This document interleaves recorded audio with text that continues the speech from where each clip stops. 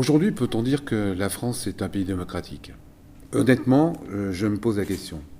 En effet, quand vous savez qu'il y a environ 75 à 80% d'abstention, quand vous savez que la suppléante de M. Ayrault, notre ex-premier ministre, aujourd'hui ministre des Affaires étrangères, a été élue avec 1,4 électeurs sur 10, peut-on dire qu'aujourd'hui le vote est représentatif et démocratique?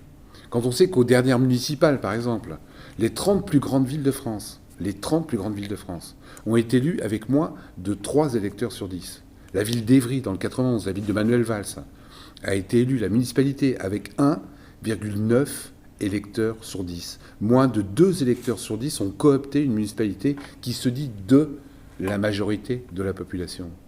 Aujourd'hui, très honnêtement, l'élection, le vote, à mon avis en France, n'est plus démocratique. Je vais vous donner un autre exemple.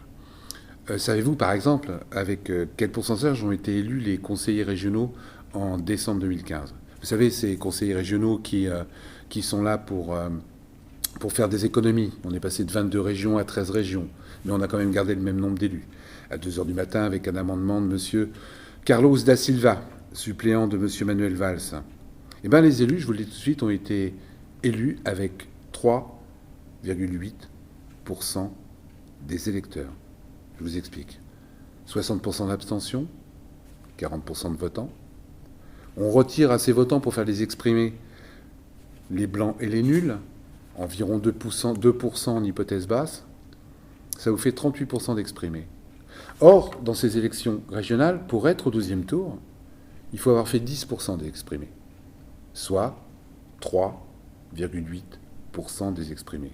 Et comme nous sommes dans une élection à la proportionnelle, les 7 ou 8 premiers de chaque liste de la droite ou de la gauche, quand ils arrivent au 2e tour, ils sont sûrs d'être élus. Puisqu'au 2e tour, on vote pour le 8e, le 9e, le 10e des listes.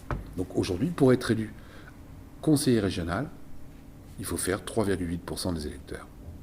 Aujourd'hui, les élus sont légalement élus en France, mais ne sont plus représentatifs de la population. Le vote n'est plus démocratique.